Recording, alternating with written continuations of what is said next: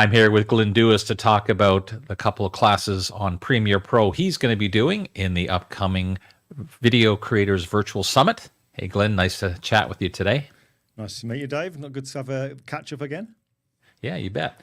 So as we always do, we like to start these off with giving you a chance to do just a quick little introduction of who you are and what it is you do.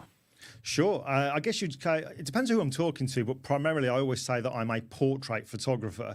But I'm kind of lucky in the fact that although I do take on commissions, I'm kind of able to be very selective about the kind of work that I do take on when it comes to the photography side of it. And I think that's probably because over the years, I've built quite a nice platform where I did get involved in the education side of it. So when it comes to education, I've got a platform where I do tutorials on mainly Photoshop and Lightroom. There's more mobile stuff coming into it. There's the YouTube channel. I've had books out there as well, but I'm very much kind of in both camps, working in the photography side of it as and when I choose. And then I've got the education stuff as well. And I guess I've been involved. This is the scary thing. I always say about 15 or 16 years, but I don't know. Maybe it's that long I've been involved in it. I'll have to check. And obviously one of the reasons that we invited you to join in the Premiere Pro side is that that's a big tool for you in the production of the kind of educational material that you produce. Absolutely, yeah. It's I have to be really careful though, because I find that it is addictive. Do you know what I mean? It's kind of like, I love doing the kind of going out to create the content, but when you come back and start working on the video side of it, you kind of go into this little zone, and then you want to kind of keep adding stuff in and learning more and more stuff. So, but I do that kind of process I thoroughly enjoy, probably as much as, you know, the photography, the retouching. I've really, really grown to love this video stuff now, purely because of like I say, the YouTube side of things. Mm-hmm. Awesome. So you've got a couple of classes, one of which sounds like a great one for people just starting out, called Plan, Record, Edit, Creating Your First Video. So what kind of things can we expect from that session? Yeah, this is what I'm really looking forward to sharing with. In fact, I'm looking forward to sharing both, because I've never shared, you know, video creation kind of content in the past ever.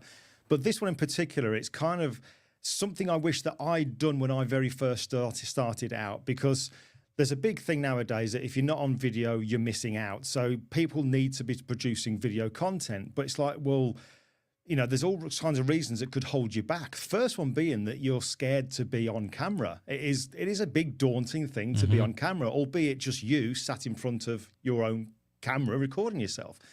But then it's also a case of, well, what, you know, to get the ball rolling and get into that zone of creating a video and knowing what content to record and how to put it together, it's a case of, well, what do you do?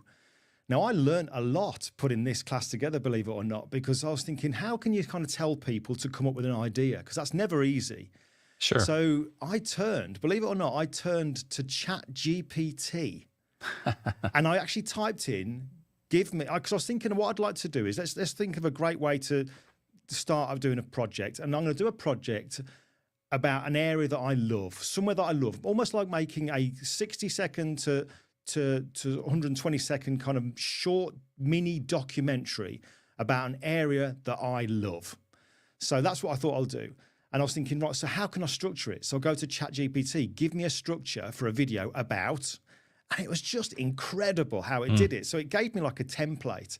So once you've got that template of a structure of how this kind of documentary could go, you think, right, that's the script. I'll adapt the script. What shots do I need? What kit do I need? So I go through how to do it with something as simple as creating your first video using your phone. Then we've got something like you could create content using the new DJI Osmo Pocket 3, which is phenomenal. What about a drone? And if you want to, you know, if money is no object, well, let's have a look at the kind of mirrorless kind of things with a video monitor. Sure. But let's go out, create the content, bring it back, and then compile it and look at bringing music into it, bringing some stock footage into it. And it's just been a blast putting it together. It really, really has. And in fact, one of the biggest parts of it is choosing the music. When you're choosing the music for it, the video footage just seems to slot into place because, and you know, this is the weird thing. When you're listening to music choices on places like Artlist or Storyblocks, where you can get royalty-free music for use in your videos, when you hear that right track, you just know it. You know it. And then I kind of drop that onto the timeline, and then you can start compiling all that footage that you've put to, been out there and grab with whatever device, put it together to create this one thing. So it's kind of, although it's only, we're limited with time on these sessions here, but I really do feel that this is going to give people that kind of impetus to say, do you know what? I like doing this, or I like this place. And it'll make them go off and do mini documentaries. It's a fantastic way to learn, just like it is when you create a project for learning Photoshop or Lightroom. Sure. It's a similar kind of thing, Yeah, and I think I love the idea of not encouraging people to start short. In other words, you don't have to do a 20-minute production. Just do something that's sort of short and to the point, but you still encompass all the elements of putting together a video that you can then use in larger projects. Absolutely, yeah. And the one thing I kind of try to get across in this is the thing that really held me back. Doing this class reminded me of what held me back. And you see this word bandied around a lot on YouTube and kind of other educational platforms, that word cinematic. I became obsessed with making the footage look cinematic. So, you'd look at settings on the camera, putting filters on and using log formats and all that kind of stuff. And although that's great, it held me back. So when I thought, do you know what, let's just get out there and create something, just grab it raw and just compile it. Later on, you can worry about all the cinematic side of it, but just get out there, get in the field, create the content and have fun doing it. Yeah, that's great advice. All right, awesome. So your other class is about masking essentials in Premiere Pro. So what kind of things are you going to be looking at there? I've got to say, of all the educational stuff I've ever put together over the years, I've been fortunate to do, genuinely, this is the most fun I've ever had putting a class together. Nice. Because it's meant I've done some stuff with friends. Ordinarily, when you're creating content, you're doing it on your own and you're compiling it here. But this is a class all about masking, which is so much you can do with it in Premiere Pro. I mean, After Effects is just phenomenal, but it is surprising how much you can do in Premiere Pro. So what I've kind of done is I've started this off with a structure of, right, what is masking? And these are the tools that you're primarily going to be using when you're doing this. So we go through that, and then it moves on to really practical uses of masking. So we're talking about things like, how could you maybe blur something within your video footage that's maybe still? All right, so now we know how to do that. How about if it's moving? How do we track something and keep it blurred when it's moving? But then taking it a step further, how can we color correct something that's moving? So we go from doing all this really practical stuff that will be great, like, maybe the exposure wasn't right on somebody's face when they're moving around in the scene, but you think, oh, I wish I'd put more light on them. I'll show you how you can do that so incredibly easy so that they look perfectly lit whilst they're in their footage. But then moving on, it kind of brings in what I've always believed is the more fun you can make something, the more you understand and you learn from it. So then we look at creating kind of like special effects within it that I've had such a blast with my friends putting this stuff together. And I know I've shared a couple of them, across the social media. It's just been absolutely brilliant. But there's extra tools that are thrown into it, which you think, well, if I can do that with it, that's a fun thing to do.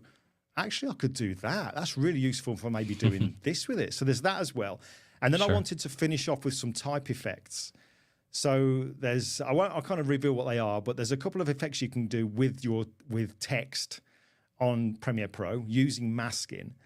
And the very last thing I put in there is a hack where I kind of figured out a hack where you can create this amazing effect where it looks like somebody's actually writing on the screen, like proper writing, not using masking, not using anything. It's a hack and it just works a treat. And I kind of I've used that a couple of times. So this one, like I said, I've had a real blast putting it together. So it was hard to keep it within the time limit, but I have managed it.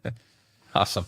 I've said this to a number of instructors, but one of the things that I love about these type of events is that when people are not just sort of teaching the standard things that you would expect, but that kind of thing where you discover something and you're like, ooh, I can't wait to share it because it's just something that's effective but kind of cool at the same time. And incredibly easy. People will be like, seriously, is that all there is to that? But the final result is like, it's so cool. It is so cool. Awesome. Well, I can't wait to see that. It sounds fantastic. So thanks again for taking a bit of time to chat about your classes. Oh, you're welcome, Dave. Thanks very much for inviting me in. All right. We'll see you at the summit.